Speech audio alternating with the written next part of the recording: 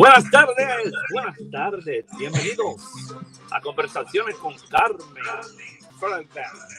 Perdone, aquí estamos, welcome. It's going to be a great afternoon. Conversation is going to be great. Good evening. Good afternoon. Radio.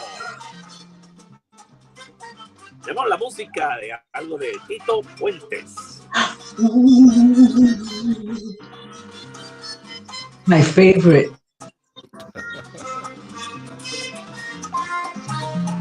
Las manos a disfrutar de esta bella conversación. La salud es lo más importante en la vida. La música alegra los corazones.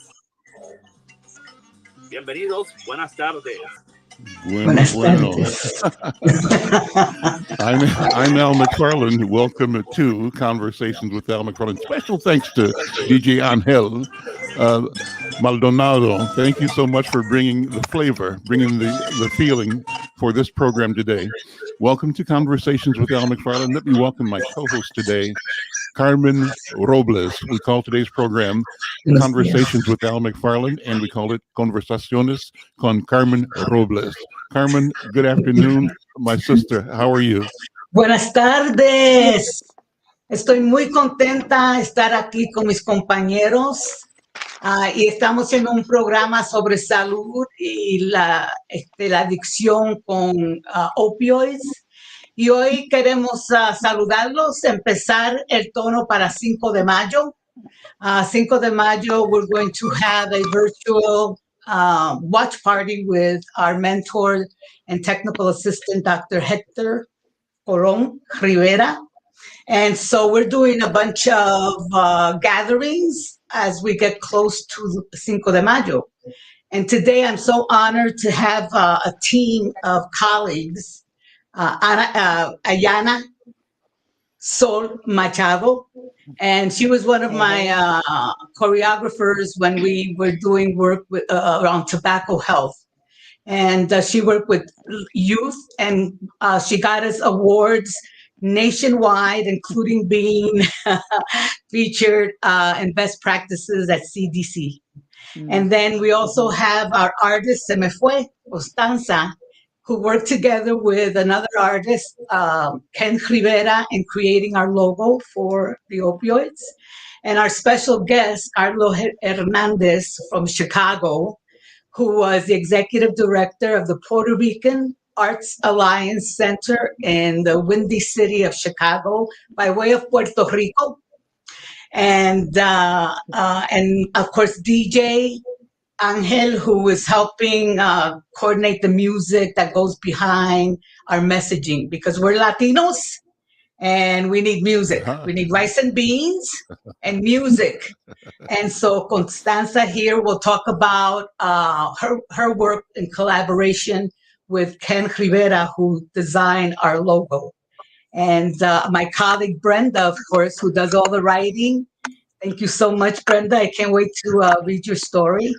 And I'll hand it over to you, Mr. Mack.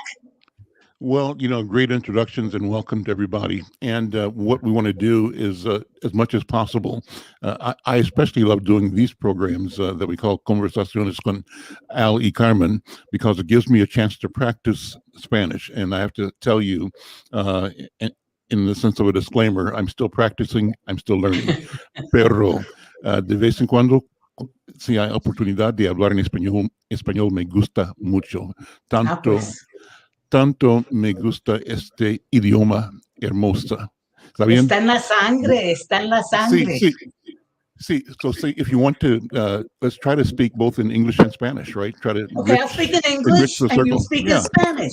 Well, we'll do them. Everybody can do both as well. So listen, let's get into the topic and go back with you, Carmen. Sort of, again, set the background. Why is this topic so important? We know it is, but it's always good to hear the impact of the opioid epidemic. With all the other stuff going on in the world today, for example, right now, Minneapolis and St. Paul, center of the trial of Derek Chauvin and all that evolving out of the murder of George Floyd a year ago. Also, here and everywhere else in the country and the world is focusing on the COVID-19 pandemic.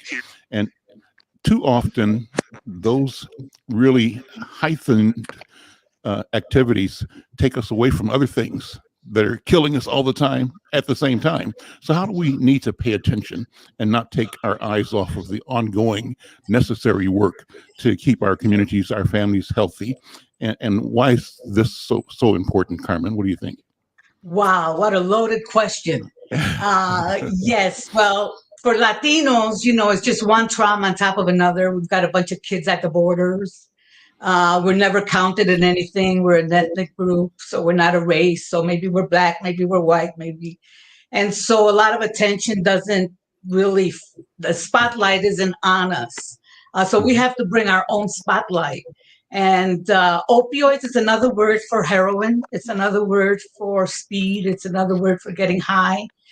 And so now that the system is focusing on prescription drugs, that's what I have been contracted to do, is talk about prescription drugs and how to dispose of them, and to teach our elders the importance of not giving it to mijo because he wants a little something. And so I think it's important in our community. We don't just talk about opioids. When we did tobacco, we didn't just talk about tobacco because we have so much trauma on top of trauma. So I like to surround myself with what my culture is, which is art, which is believing in miracles, which is always having faith.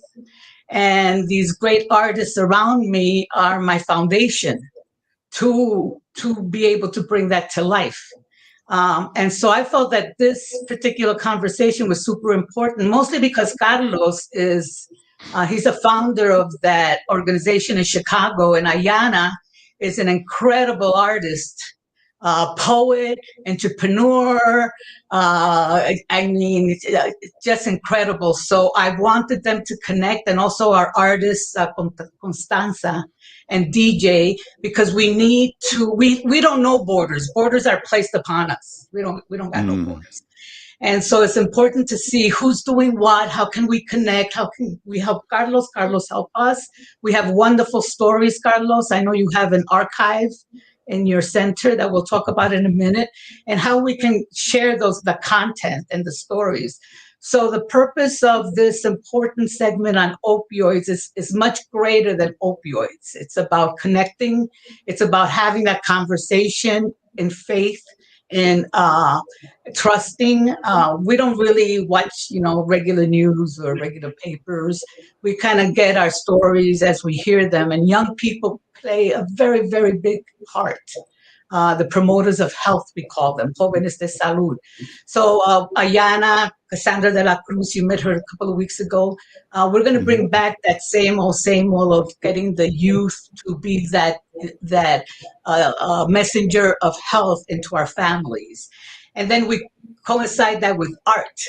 And of course, Jose Antonio is also part of this team, and he brings the spiritual end of it because he's a pastor. He has a program with DJ, Father Clave, on Friday nights. So the importance of bringing in the whole family, not just the youth, not just the seniors, we're all interconnected. And I want to thank all of you for joining me. I pass it on to you because they have a wealth of story that I'm dying to hear and participate in. Well, Carla, let me say first, thanks to you so much for your vision, your passion, and your leadership.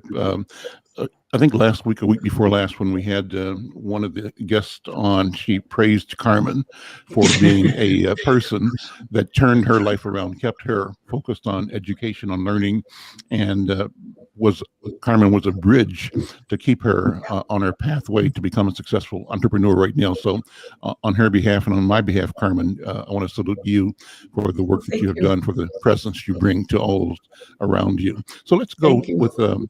Ayana. Carlos, jump in here and bring the conversation to what's on your mind right now. How do we use art for healing? How does art and lie at the center of both our being and our vision for community and for the future? Take it wherever you want to go with it. Okay. Well, thank you, Carmen, and thank you, Al, for inviting the Puerto Rican Arts Alliance to be part of your show.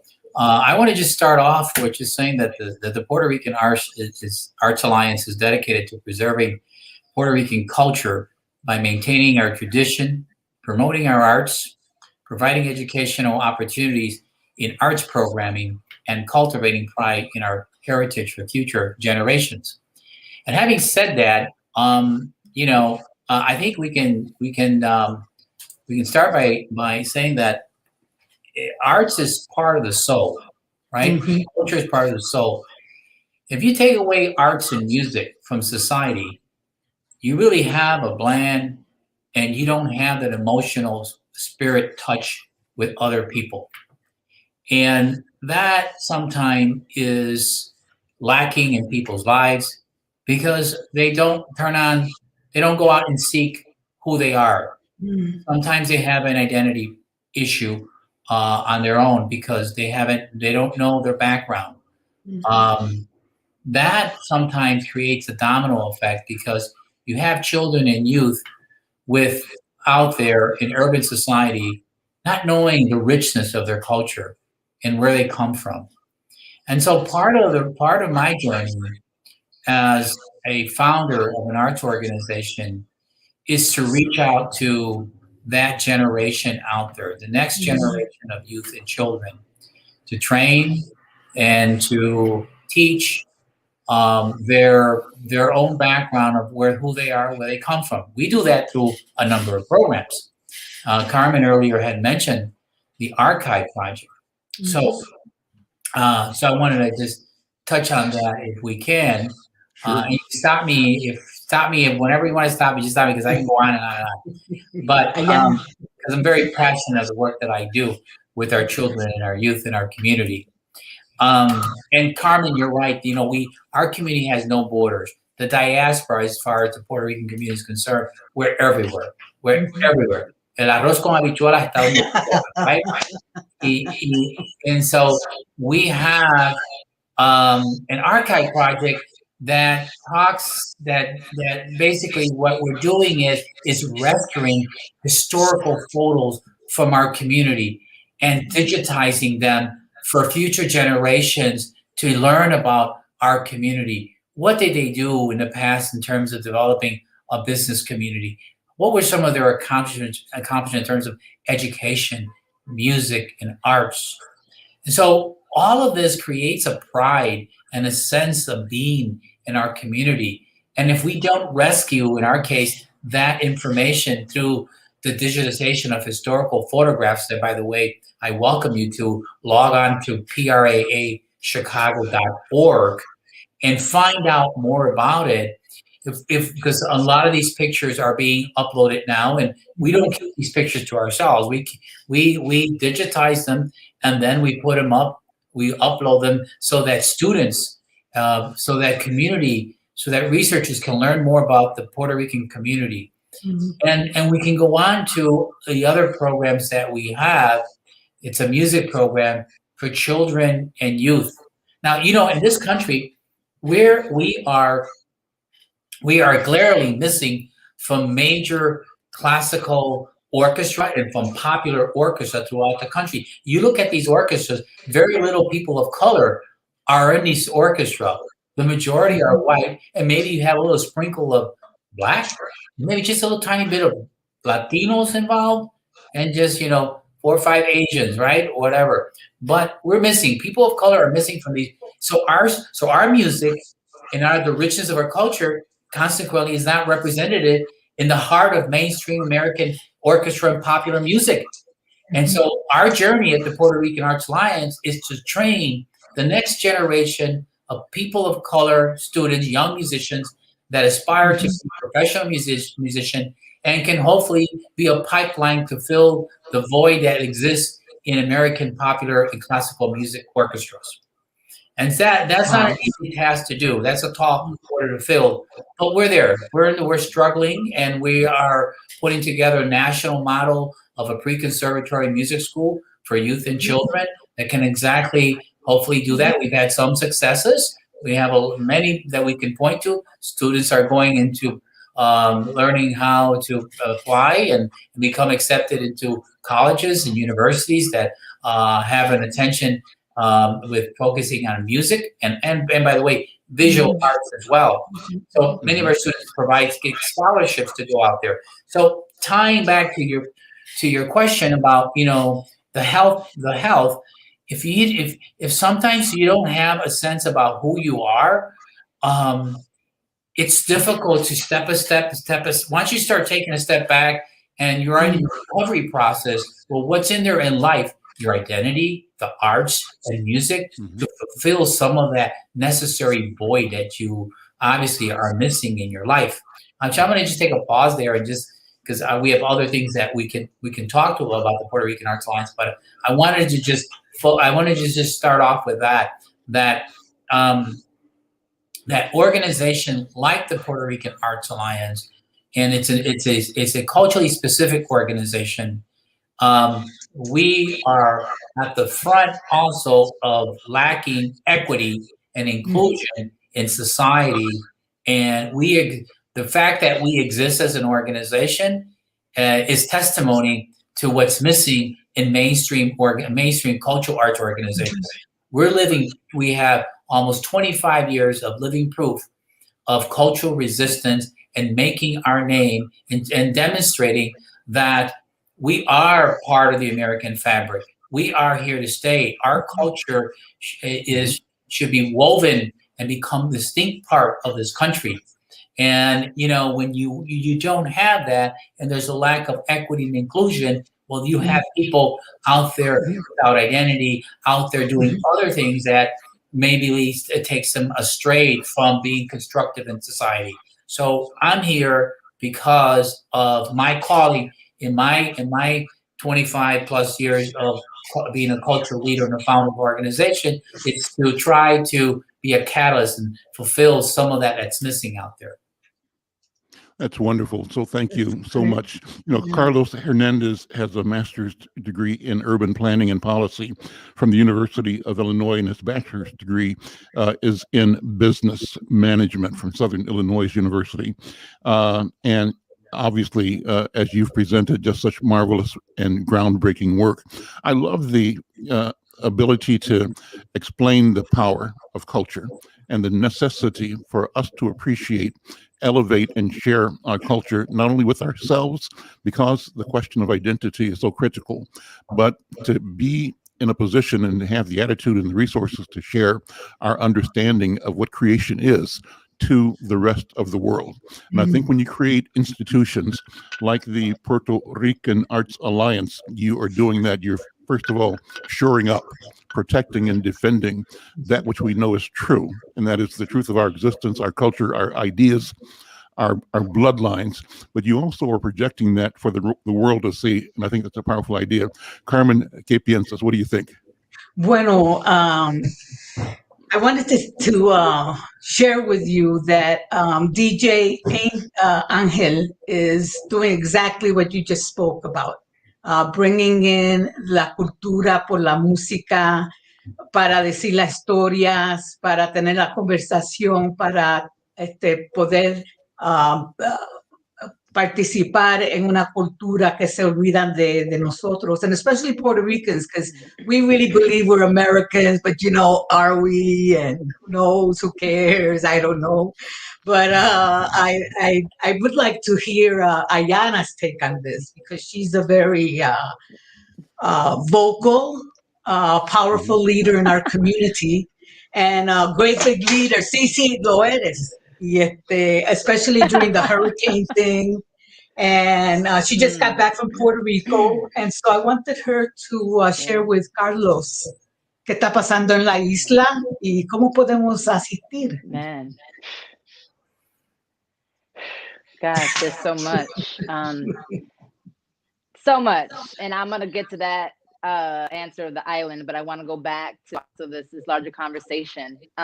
Thank you always, Carmen. It's so good to reconnect you on this level of the work. And I absolutely second the other person who was giving a shout out to Carmen. Definitely a mentor of mine, elder in the community that some of us young folks look up to. And hey, own it. And Athea, absolutely community auntie. And so Thank you. just thinking about, absolutely, thank you. Think about like Jóvenes de Salud, when I started, working with you and that, and your comment about it's not it's never just about the opioids, as you mentioned, right? Or then we were arguing it wasn't just about tobacco, right? Mhm. And it's never, right? And how do we what's the holistic approach? And I hear that Carlos, and what you're sharing, it's not also solely about the arts. And often, our people, some of us don't even identify as artists. It's this construct of whiteness, if you will, that defines what our ancestors were doing, right? The where sound started, right? Like the sound of the heartbeat in our mother's womb.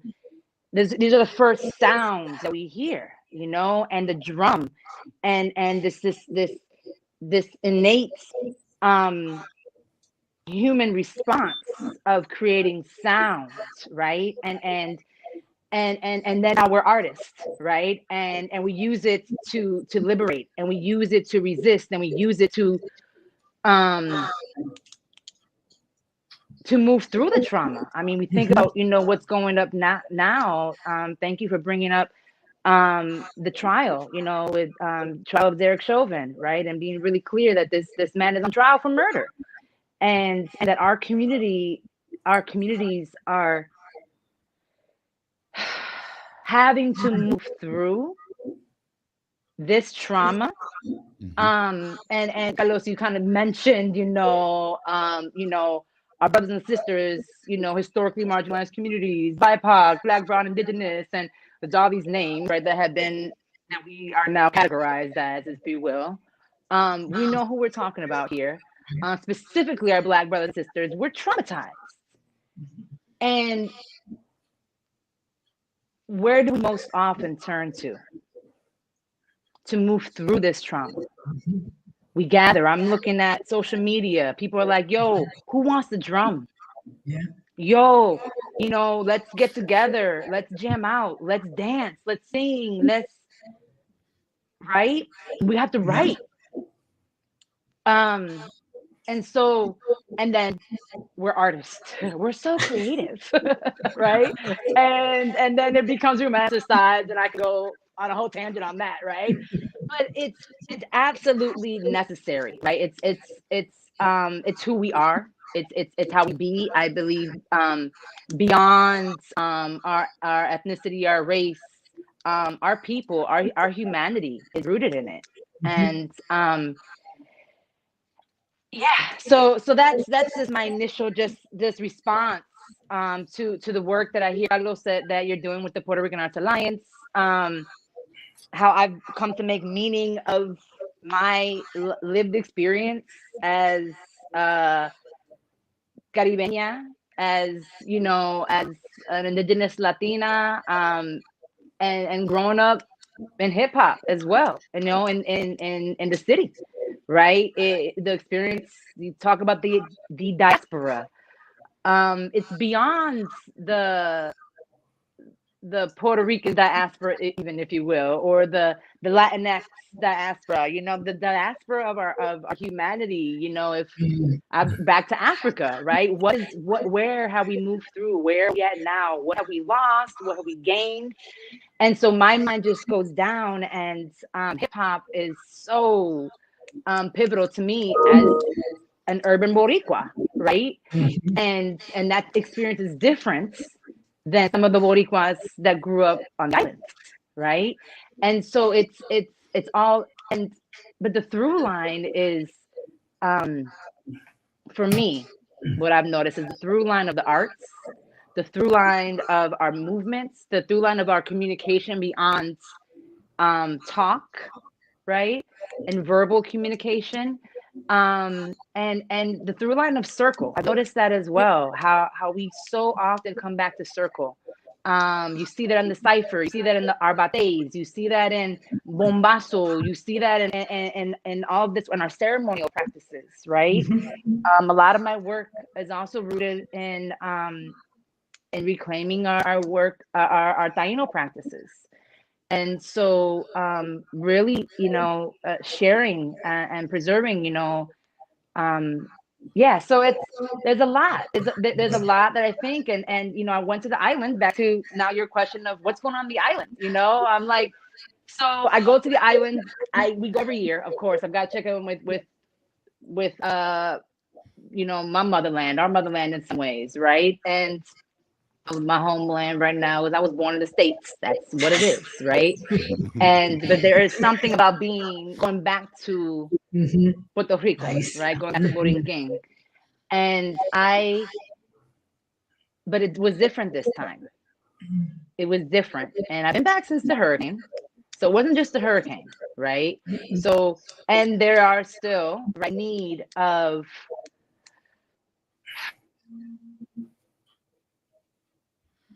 I think we lost your sound. I think you're muted right now. Cannot hear you. Am I back, y'all? Yes. Now you're back. Right. Yeah. Okay. Oh, someone called me and I gotta work on that. So I don't know what's going on. But anyways, technology and all the devices connected. I'm on my iPad and then the phone, and my daughter clowns me. I'm 39, about to be 39. I'm not old per se, but some of the technology got me now. It's all over the place. So, but the island feels different in that, post the hurricane, there is the development that's coming in, right? People that are taking over that are not necessarily native of Puerto Rico, Borinquen. And that's a concern. So that's absolutely, that's been happening a little bit. We know this. Then there's COVID, right? And then there's uprisings. And it's very interesting. And it's to continue to, I want to continue to push as we are defined as Latinos on this division of Blackness, or where Blackness shows up in Latinidad. And I personally have a hard time. I don't identify much as a Latina, although I know what society sees me as, and I am who I am, right? And so, and I hear often the Black community, the Latino community, and my daughter's Afro-Latina, and she's Black in her mind, right? Period. Done. Right. And so really, really digging in, and I'm wonder, and I notice a lot that's showing up in the islands around our racial hierarchy within our community, right? And where and how, digging back into this idea of the arts and culture and the need for identity building and moving through, right? And the preservation of this. What are we preserving? What are we preserving? I would say I want to preserve our humanity, our liberation. And for me, as someone who is identified as a cultural bearer, a healer, a practitioner of our practices and ways, I want to make sure that it's intergenerational, and I hear that so much. Carmen, you always bring in the young folks and our elders, and that's it. That's how we be. And Carlos, you mentioned that as well, right? It's intergenerational, right? Work. But it's very clear to me that wherever we are, that if we do not acknowledge the original people of the lands, cuando estamos en la isla, en Borinquen, entonces los taínos, Sí. right? Mhm. If we're here in Minnesota, then the Dakota people, wherever we're at. And if our work is not intersected with Black liberation, I don't want to be a part of it, period. And if we don't see that, we need to push.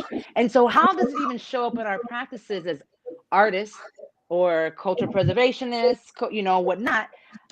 Where do we see that? In Bomba, where do we see that? As a bombera who loves the drum and is with the drum and whatnot, where how has the Taino people been lost in that practice, right? And so on and so forth. So that's what's coming up for me in this. And yeah, it's beyond the Band-Aids, right? Or this addressing the opioid addiction. I mean, I haven't paid attention to the trial because I'm that person that needs to know the facts. And it's been absolutely exhausting and re-traumatizing, and I'm doing what I can, and I'm grateful for my community to hold me in this process. But if people are paying attention to this trial is illuminating a lot of stuff about where we're at. And the things opioids just came into the conversation today. And it's deep. It's deep. It's very deep. And so, so it's interesting that here we are. Let me suggest maybe we're not talking to mute our microphones because we're getting feedback from one of us. I'm not sure who, but if you're not speaking at the moment, then mute your microphone, and maybe that'll eliminate some of the feedback. And then unmute when you're ready to speak again. This is so rich, so wonderful, and so powerful, so spiritual. So thank you so very, very much. And on the question of identity, I have to say that Carmen has been the reason that I have focused on my Cuban identity and my affinity with the language and my willingness to be not scared to speak Spanish, to not be embarrassed if I'm not very good at it yet, and to encourage me to claim it, to practice it, to make mistakes. It's okay. If you can't think of the word, keep talking. It'll come to you. And so I thank Carmen for that. But you go straight to the heart of the matter. And it's a question of identity and how even in the Latino world, there is a color caste system.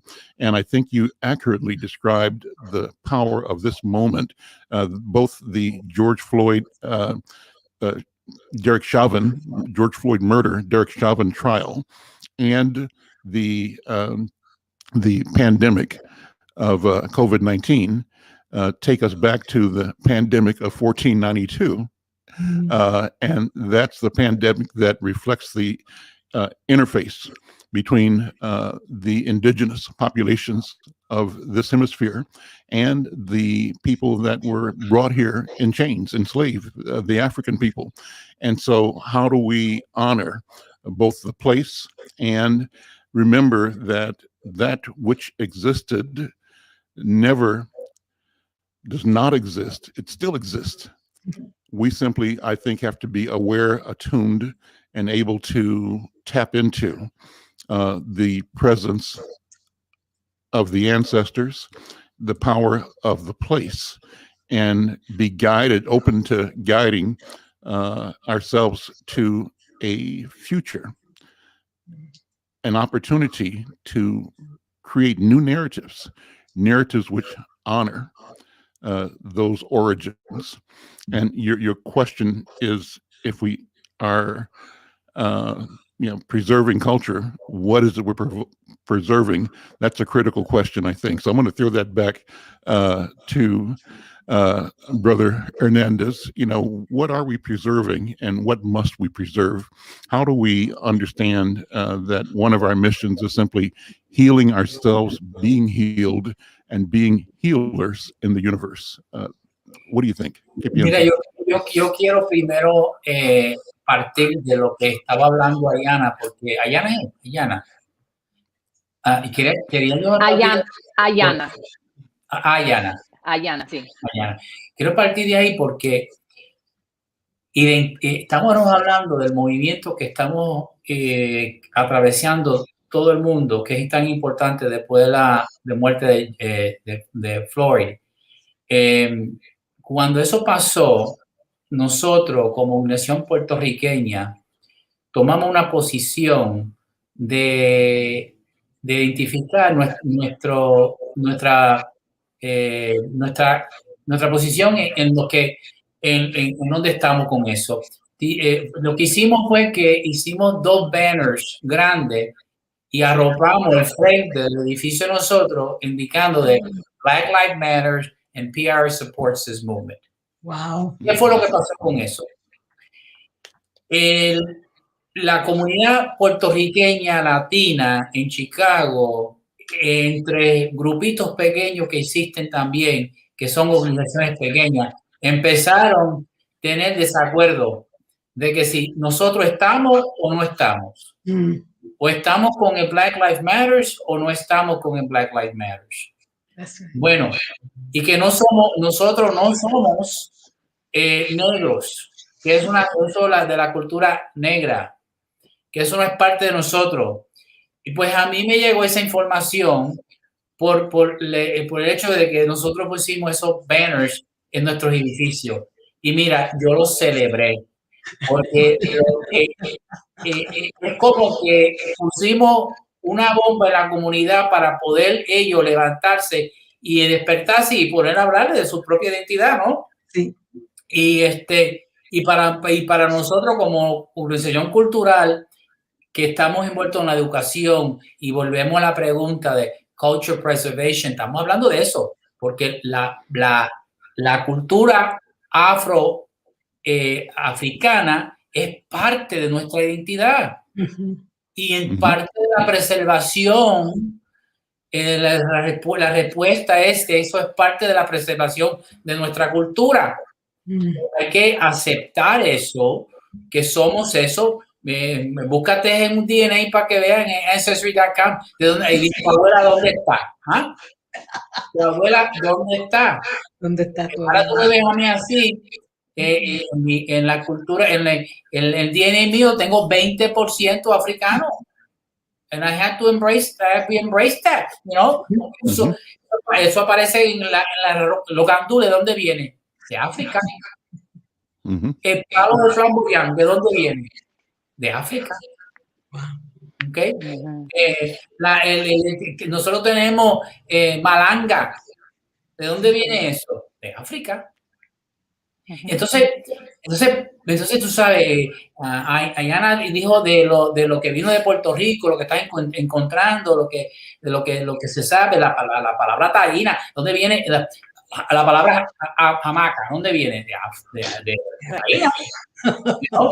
Eso, barbecue, la palabra barbecue, ¿dónde viene? Taína. Entonces, son cosas que nosotros tenemos, que nos guste, no te guste, es parte de nuestro DNA. Right, y la gente americana no saben esta cosa. Exacto. Esa parte de la cosa también. No, and I feel what you're saying, brother. And I think part of it is though, like we still, and that's part of our socialization dentro de la comunidad boricua y de la gente caribeña, que nosotros somos la mezcla de los 3 raíces, right? Sí. And however, I'm not a Black woman. I may have African roots, and I'm not a Black woman. And there's a distinction, right?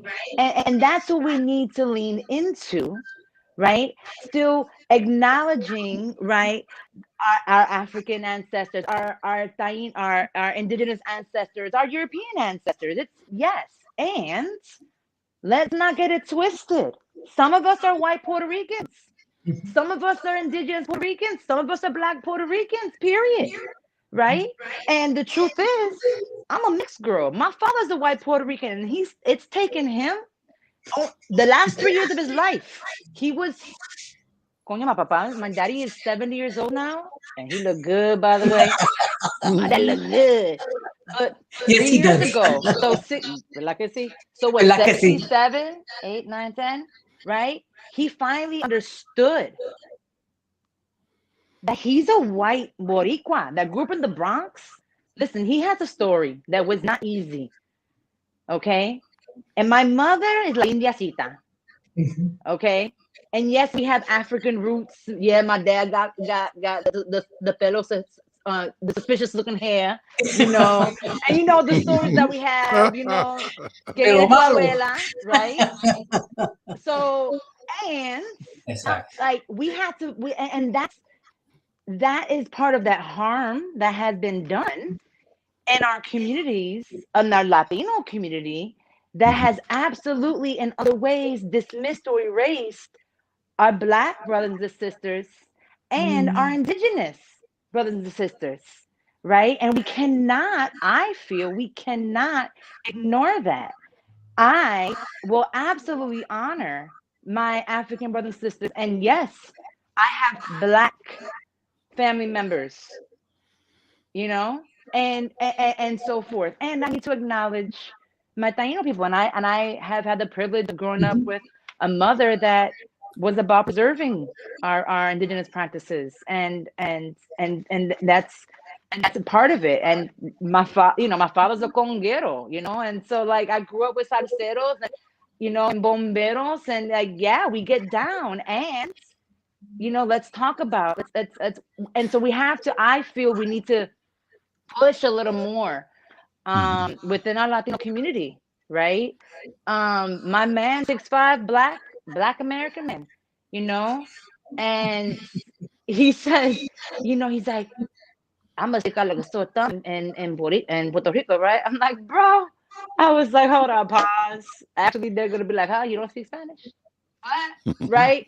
And but what is it that the states understand, right? And so all those things, and it impacts my daughter. God, I don't know if you know this, but my daughter, who is 17, I mentioned, I know she's so amazing. I used to bring her. She was my apprentice. She's always been my. I would used to bring her, right, with Jóvenes de Salud, working with on your hip. You would put her on your hip. That's also culturally, right? The intergeneration. We bring our babies, you know. She had her babies on deck, right? And so all these things. And so my daughter, she's actually gonna be going to Howard University, HBCU. She wants to get her doctorate in psychology. And for her, she started to unpack that she's gonna be within the 3%, 3 to 5%, depending on like where the studies fall, but very small percent of psychologists that speak Spanish. Yes. Right? But then now she's going further with really looking at things, and she's like, "Vete, mami. What about Afro Latinos? What about our Black Latinos?" And she's starting to dig in. She just sends me some research that she came across yesterday, and that talks about being of. I think the language they used was a dual marginalized group, something like that. So what does it mean to be right of a community that, you know, she's not white, European, and Black American, right? She's Black American, and then she has this Latinidad, cultura, indigeneity de la Caribeña that she's like trying to unpack, you know, and now she's learning that holy, there's no one to support the community that is continually historically erased and dismissed within the American perspective, within the Latino, you know. And so, and where do the opioids show up in that? Where are the health disparities, you know, within that? And how does this continue? Right. So that's, yeah. So let me just finish my thought here about that, please. That your question about what are we preserving, right? So, you know, because Puerto Rico, regardless of where you stand on the political spectrum, Puerto Rico is a colony, right? I think we can all agree to that. And because of our colonial status, right, one of the things that we've always been at the vanguard of not losing is language. Language in Puerto Rico has been on the attack of people trying to erase our beautiful Spanish language. And if we don't preserve that, then, you know, the first thing of getting rid of a culture is get rid of the language. Stop talking the language. our food, and our music. So, you get rid of that, and then you don't have a culture any longer. So those are very essential part of what we have to be on the lookout and be very guarded about preserving especially in the Puerto Rican community, as we know, because of our colonial status. I'm really, one of the things that I do at the Puerto Rican Arts Alliance, and we're always doing, es que tenemos esta mezcla de hablar español, inglés, y lo hacemos a propósito, porque es importante que de la gente que no son puertorriqueñas, de otros latinos, otros grupos, que sepan que el lenguaje de nosotros lo adoramos, lo preservamos y lo enriquecemos. Y eso es una cosa muy importante for preservation. Yes. Muy orgullosa. Sí. Yeah. Ayana, you talked about your man's 100. question about who would he be if he were on the island in La Isla, and you said you'd be just part of the community, right? And my story is, and I've told this before, when I was maybe 18 or 19 in the U.S. Navy. One of the first cruises we did was in the Caribbean, and I had a chance to disembark in San Juan. And when I got to the island, my picture, I'm raised up in Kansas City in Missouri, and my picture of Puerto Ricans, Latinos in general, white, right? Even though my father is Cuban and the Black people we were around were Cubans and spoke Spanish from time to time, but there's this picture that I get from school and the environment that puts Spanish speakers as white people. And so I get off and go down to Luna Street in Old San Juan, and I see all these people that look just like me, and I say, oh snap, So the next day I come back and I ditch my uniform, put on civilian clothes, hang out on the corner, and decide that if I don't say anything, no one will know that I don't belong here. So that was a lesson of identity, and it helped me understand how I fit in. Same happened to me when I was in Jamaica the first time, when an English-speaking country, but the difference of place is important. And I discovered if I was on a bus stop in Kingston, even in a bad neighborhood, if I stood there like everybody else, waiting on the bus, keep my mouth shut. Don't be surprised. Don't be gawking, right? Just chill out. Right. Go with the flow, right? But that shows this connectedness that we have. And it all leads to this point. In North America, and among the African Americans in particular, we have been trained not to see ourselves other than as we are presented to ourselves by and through the lens of white supremacy. White supremacist thought is the defining characteristic, and we grow into their limitations, their expectations, their marginalization, their effort to destroy our dignity, our humanity, to disregard us. And what we don't know, and what our mission is, in part, me and Carmen, I think, is to demonstrate the connection, the truth that there are more Africans in South America and the Caribbean than there are in North America. And so we feel this loneliness and isolation that we know now is artificial. Our effort has to be to connect, and to connect with Afro-Latinos, Afro populations in Colombia, Venezuela, Ecuador, Uruguay, Mexico, and throughout the Caribbean, Cuba. And we will discover the kinship, the common roots, and the essential humanity that brings us to a place of power in the ability to be co-authors of a future in which our people win. We're here for a purpose, and the purpose is continuity from the beginning to now, and from now to beyond the end. That's how I say it. I see it. That's called eternity. And so how do we grasp the truth of our centrality in existence and live in that and stand in it and not be distracted by pressures that come from other cultural, motivations that may be somewhat different from ours. So that's my point, that's my thinking. So I'm loving this conversation, loving this moment with you, because I think this is an important conversation that we have to keep having. Carmen, Adrian, what do you think? Well, I was reflecting to my own personal life and being Puerto Riqueña in my house. The minute you walked out, you were everybody else, Pero en la casa, aquí se habla español. Y you better know English because I don't. And so, no se te olvide que tengo que pedirle bendición a mami. Oh, we got to say bendición. Oh, There's gosh. no rolling your eyes. You can't do none of that. So for me, Ayudarle. Right. no. Siempre. Eso una chancla, man. You put the chancla with the heel on it, and you just go after the kid. But to me, in this conversation, and I share with youth that I work with, what's the most important to me is to honor my ancestors. To honor my abuelita. You say, who's your abuela? I did not know that she was considered Black. And that's why nobody wanted her around. And so I want to honor her. I want to honor my father, who the city swallowed him up. And so that means that I better know my Spanish because I got to talk to abuelita. And yeah, she can maybe understand English, but háblale en español, And I think for me as a Puerto Riqueña from Brooklyn, of all places, what's important is that sense of honor, of honoring your home. Your name is your whole reason for existence. You don't have to sign a contract. You have your name.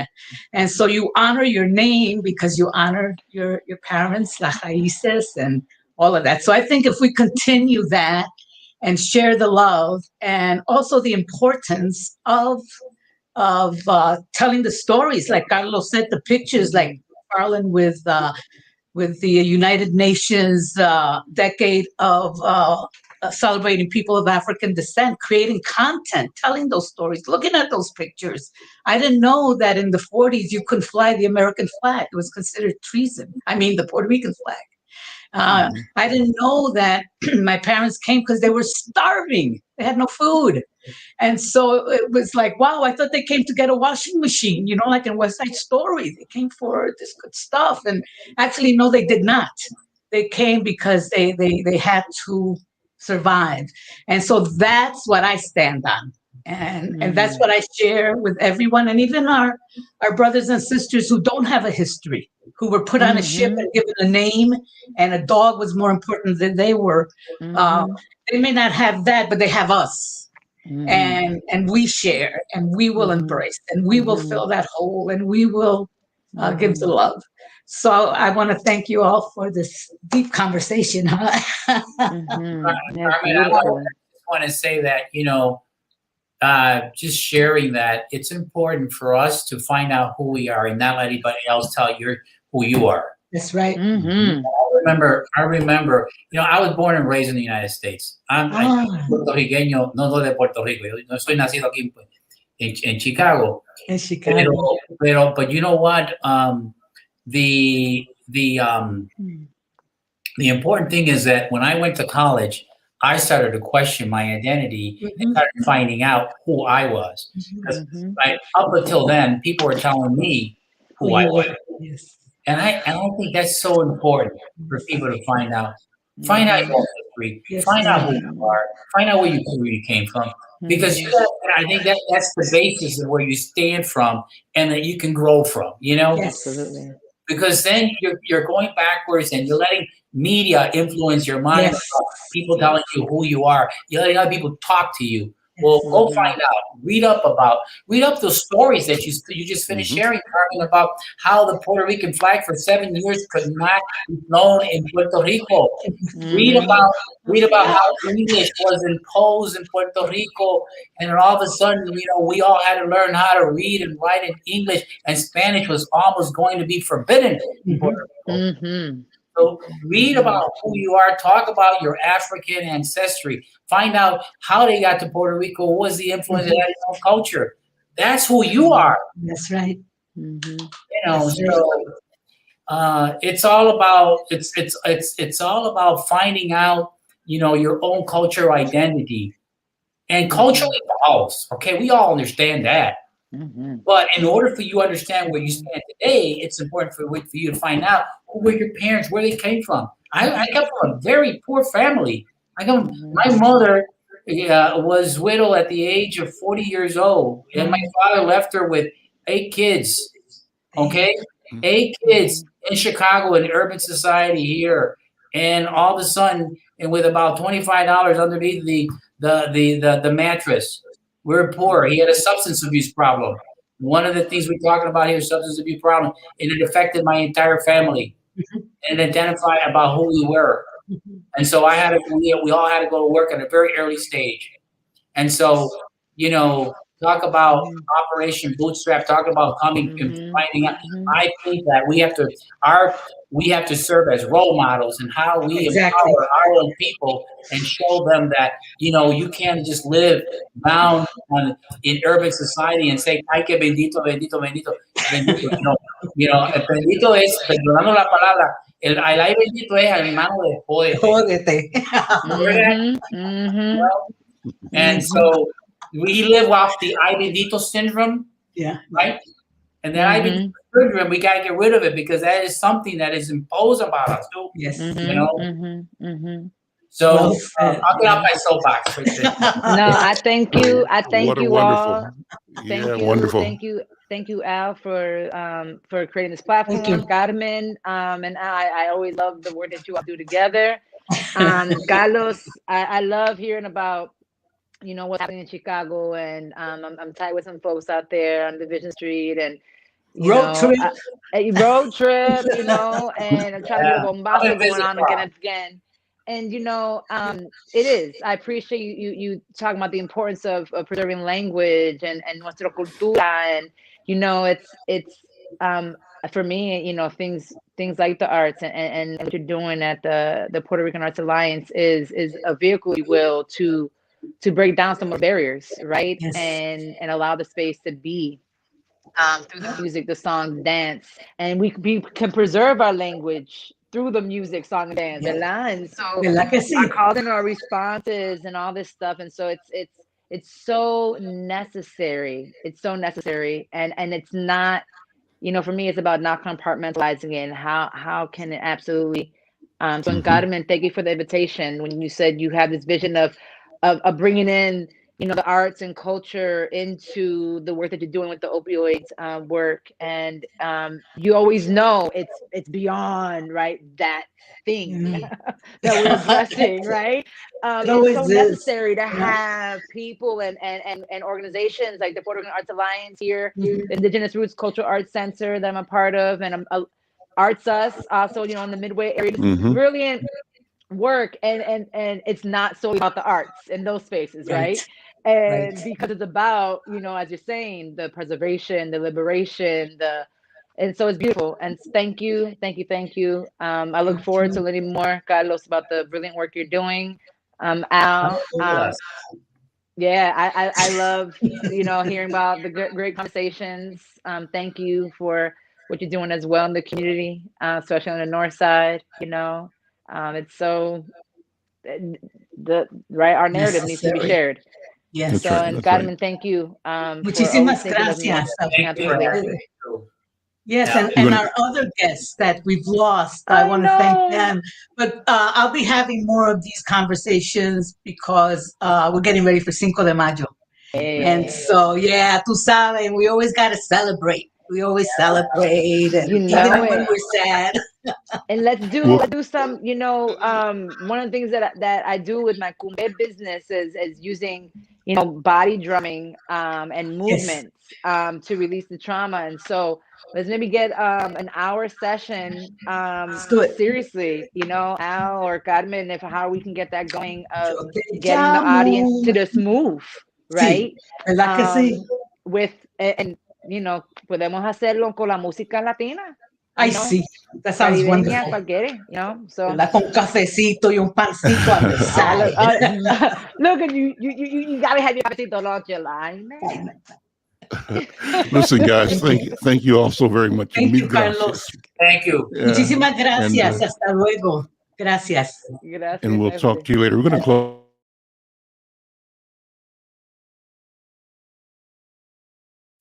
Oh, Queen Justice, where are you? Did they beat you up or no? Lock you on the ground, take the crown away from you?